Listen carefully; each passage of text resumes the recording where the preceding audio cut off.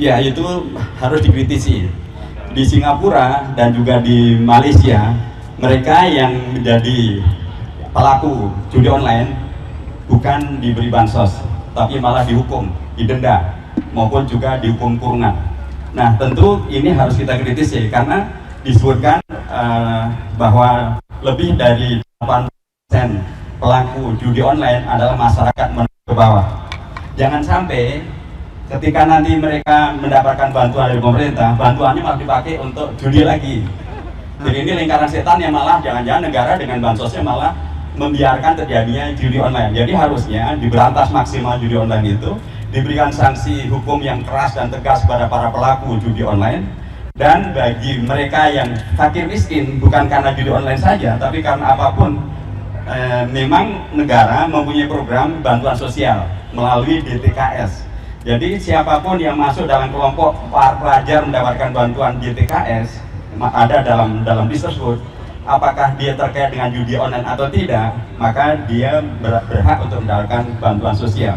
Tetapi kalau dikaitkan dengan judi online, saya ingin menegaskan bahwa sangat harus pemerintah memastikan, kalaupun masuk dalam DTKS, mereka harus dipastikan tidak mempergunakan bantuan sosialnya untuk judi online berikutnya, atau untuk membeli barang-barang yang tidak terkait dengan bantuan sosial. Banyak di antara mereka malah untuk membeli rokok atau membeli hal-hal yang kemudian tidak membantu ekonomi mereka. Jadi menurut saya tentang bantuan untuk bantuan bansos untuk para ya korban judi online harus betul-betul dikritisi. Jangan sampai itu nanti malah diberikan kepada yang tidak berhak, tidak masuk di TKS.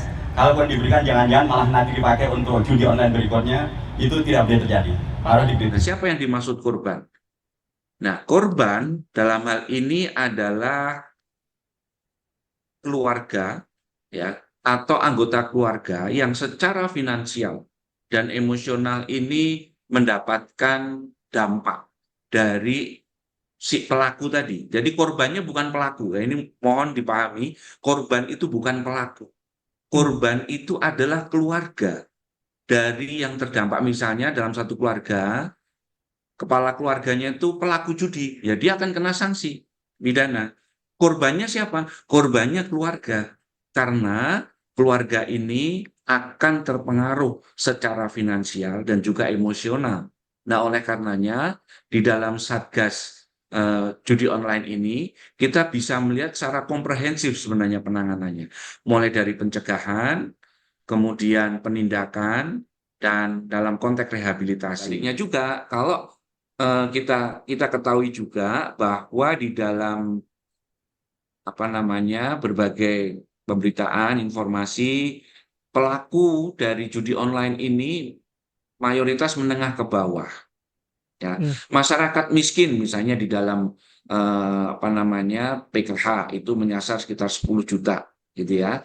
Nah, di dalam PKH 10 juta itu mungkin diantaranya ada yang kepala keluarganya itu pelaku judi online, gitu ya, pelaku judi online. Nah, tentu tidak berarti bahwa keluarganya kemudian bantuan sosialnya dicabut. Nah, ini sudah tertimpa tangga, gitu ya, jatuh tertimpa tangga, nanti jatuh miskin lagi karena program bantuan sosial yang diberikan pemerintah dicabut. Sementara dia masih dalam kategori miskin dan perlu mendapatkan bantuan.